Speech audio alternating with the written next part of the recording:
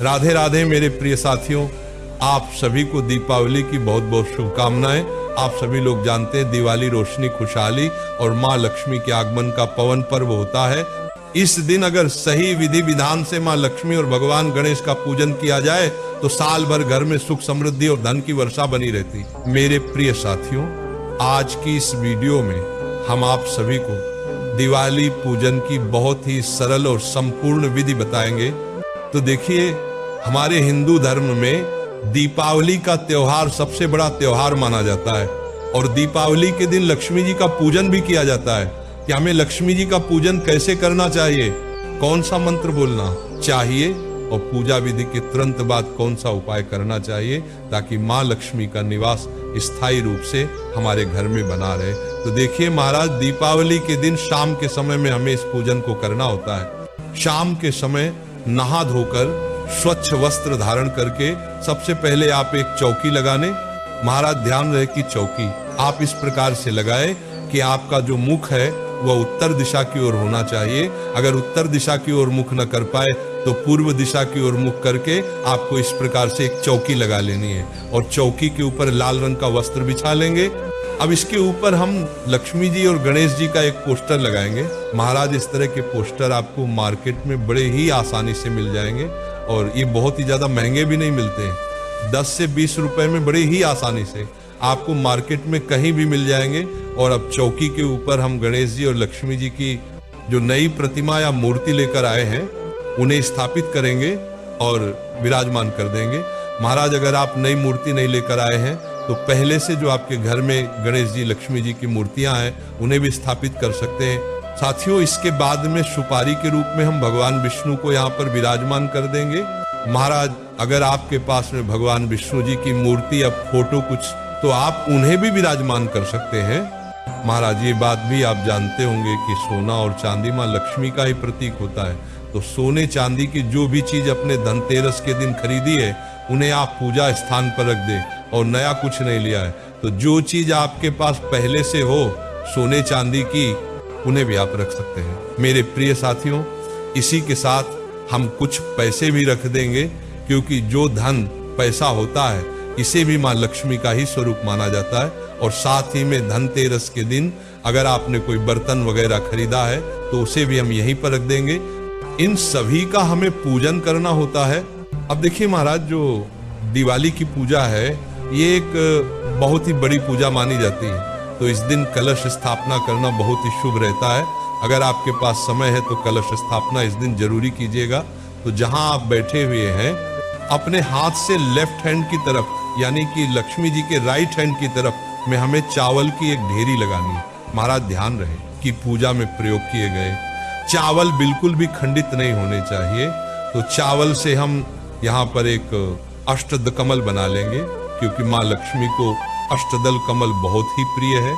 अगर आपको बनाना नहीं आता है तो केवल आप चावल की ढेरी लगाकर भी इसके ऊपर कलश स्थापना कर सकते हैं। इसमें हम पूर्ण रूप से जल और गंगा जल भर लेंगे और इसके ऊपर में स्वास्तिक बनाकर रख लेंगे। इसके बाद इसमें हल्दी, सुपारी, सिक्का, थोड़े से चावल कलश के अंदर डालकर कलश का कंठमौली धागे से बांध देंगे। अब आम के पत्तों पर टीका लगाकर हम कलश को सजाएंगे। अगर आम के पत्ते ना मिले तो आप अशोक के पत्ते भी लगा सकते हैं। और अब हम इस कलश को अष्टद कमल के ऊपर स्थापित कर देंगे और एक चावलों से भरे हुए पूर्ण पात्र से हम कलश को ढक देंगे और एक नारियल को मौली धागे से बांध करके हम यहाँ पर रखेंगे। आप चाहे तो लाल रंग का कपड़ा भी लपेट सकते हैं। अब नारियल का मुख अपनी ओर रखते हुए हम कलश के ऊपर इस नारियल को रख देंगे और इस तरह से हमारे कलश की स्थापना हो जाएगी। अब हमें अखंड दीपक जलाना है तो इसके लिए हम यहाँ पर चावलों से स्वास्तिक बनाएंगे। और महाराज, आप स्वास्तिक बनाना ना चाहे तो आप थोड़े से चावलों की ढेरी लगाकर उसके ऊपर भी अखंड दीपक जला सकते हैं जो कि माँ लक्ष्मी और भगवान विष्णु को अत्यंत ही प्रिय है। और ये अखंड दीपक देवी देवताओं को तुरंत ही प्रसन्न करता है। इस प्रकार से चावलों के ऊपर में एक बड़ा दिया जलाया जाता है। ये अखंड दीपक जो होता है ये दिवाली की पूरी रात जलता रहता है और इस दीपक में घी या सरसों का तेल भरा जाता है। तो इस प्रकार से हम दीपक जला लेंगे और दीपक जलाकर प्रार्थना करेंगे कि हे माँ लक्ष्मी, आज मैं आपका पूजन करने जा रहा हूँ या कर रही हूँ। आप मेरी पूजा को स्वीकार करें, कोई गलती रह जाए तो मुझे क्षमा करें और मेरे घर में स्थायी रूप से निवास करें। साथियों, इस तरह से संकल्प करने के बाद में फिर हम पूजा को शुरू करेंगे। तो सच्चे भाव के साथ सबसे पहले हम भाव रूपी जल का स्नान छींटे के रूप में लगाकर करेंगे। तो यहाँ पर हम सभी देवी देवताओं को स्नान करा देंगे। स्नान कराने के बाद में फिर वस्त्र रूपी भावना के साथ हम मौली या कलावा जो है वह समर्पित करेंगे। तो यहाँ पर सबसे पहले गणेश जी को, माँ लक्ष्मी जी को, भगवान विष्णु जी को, कुबेर देव को, सरस्वती माता को, सोना चांदी जो भी चीज आपने रखी है, कलश देव को तो हमने पहले से ही मौली धागा बांध दिया है।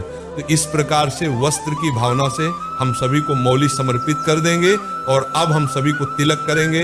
भगवान श्री गणेश जी को, माँ लक्ष्मी को, सरस्वती माता को, कलश देव को, अखंड दीपक को, सभी को हम तिलक करेंगे।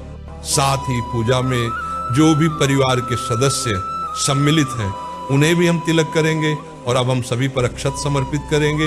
इसके बाद हम गणेश जी को जनेऊ समर्पित करेंगे, हल्दी की एक गांठ समर्पित करेंगे, भगवान विष्णु को भी जनेऊ समर्पित कर देंगे। जनेऊ नहीं है तो आप मौली भी समर्पित कर सकते हैं। इसके बाद हम सभी को पुष्प समर्पित करेंगे। भगवान श्री गणेश जी पीले रंग का पुष्प समर्पित करेंगे।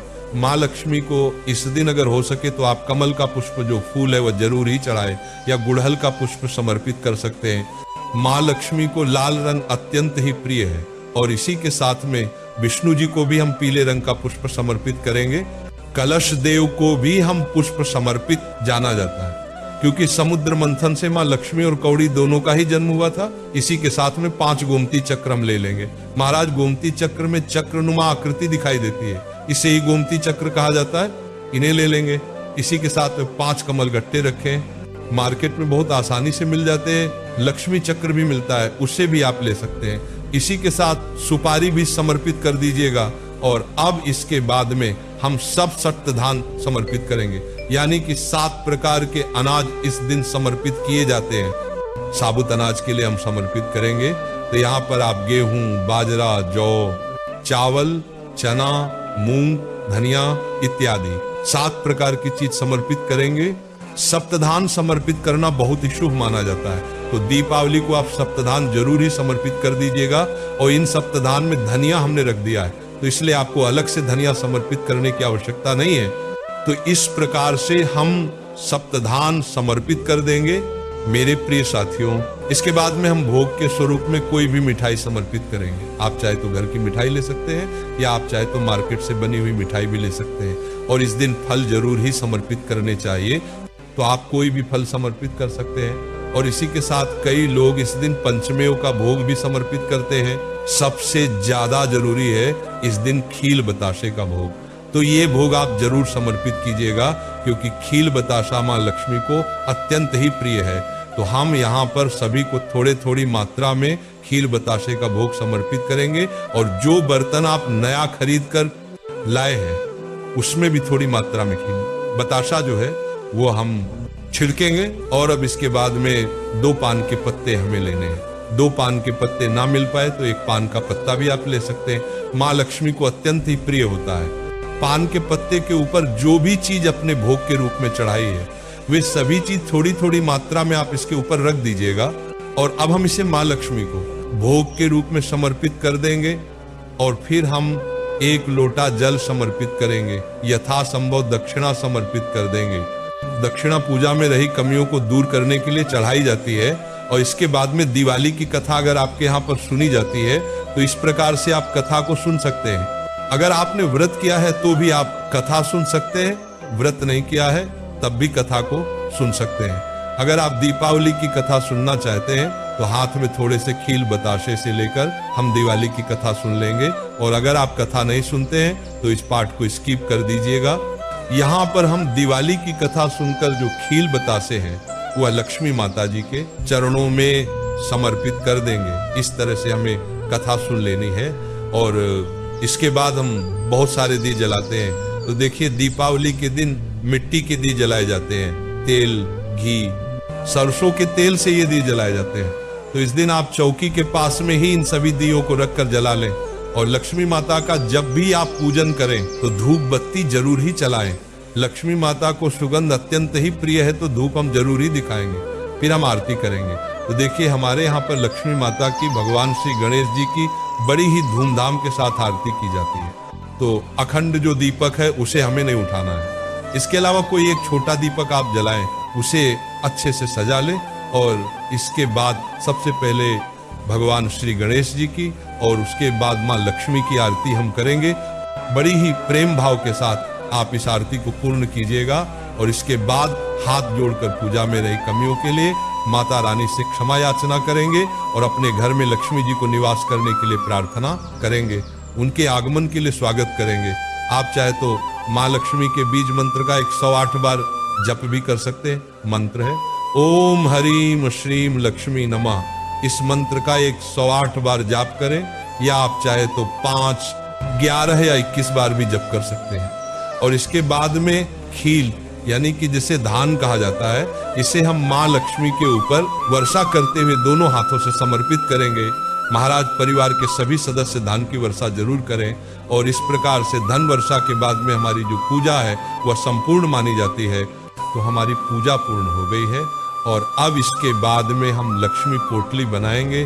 तो देखिए साथियों, जब भी आपको समय मिल जाए, आप चाहे तो पूजा के तुरंत बाद भी बना सकते हैं या आधा घंटा 1-1.5 घंटा, जब भी आप फ्री हो जाए, रिलैक्स हो जाए, उसके बाद में आप इस लक्ष्मी पोटली को जरूरी बनाइएगा। इसे बनाने के लिए सबसे पहले आप चाहे तो कोई एक लाल रंग का कपड़ा ले लीजिए या फिर आप कोई पोटली ले लीजिए। तो हम लाल रंग का कपड़ा लेंगे और इसके ऊपर हमने जो भी माता लक्ष्मी जी को समर्पित किया है वह आपको इसके ऊपर रखना है। जैसे कि 5 गोमती चक्र, 5 कौड़िया, 5 कमल गट्टे, आप चाहे तो 2-2 की संख्या में भी ले सकते हैं। सुपारी रख लीजिएगा और हल्दी की गांठ भी यहाँ पर रखना है और इस तरीके से। और यहाँ पर हमने जो चांदी का सिक्का लिया था वह भी रख लें। आप चाहे तो चांदी का सिक्का अगर आपने नहीं लिया है तो इसके जगह पर आप 1 रुपए का सिक्का भी रख सकते हैं। और अब लक्ष्मी प्राप्ति का बीज मंत्र बोलते हुए हम इसकी गांठ बांधेंगे। ओम हरीम श्रीम लक्ष्मी नमः। इस मंत्र को बोलते हुए गांठ बांधकर इस पोटली को ले जाकर आपके धन वाले स्थान पर, जहां आपकी तिजोरी है, पैसा रुपया गहना जहां भी आप रखते हैं, पूरे साल के लिए इस पोटली को ले जाकर वहां पर रख दीजिएगा। और अगले साल इनमें से जो चीज खराब हो गई है उनका विसर्जन करके आप फिर से इन सामग्री को प्रयोग में ले सकते हैं। तो इस प्रकार से हमारा जो लक्ष्मी पूजन है वह संपन्न होता है। साथियों, अगर आपको हमारे बताने का तरीका पसंद आया है तो वीडियो को लाइक करके हमें कमेंट सेक्शन में जरूर बताइएगा कि हमारी मेहनत सफल हुई है या नहीं हुई है। साथियों, आप सबको वीडियो कैसी लगी कमेंट सेक्शन में जय मां लक्ष्मी जरूर ही बताइएगा। और इस वीडियो को ज्यादा से ज्यादा हर सनातनी हिंदू भाई बहन के साथ शेयर करना बिल्कुल मत भूलिएगा। और साथियों, आप हमारी ये वीडियो कहाँ से देख रहे हैं कमेंट में जरूर बताएं। और आप सभी लोगों को हैप्पी दिवाली, राधे राधे मेरे प्रिय साथियों।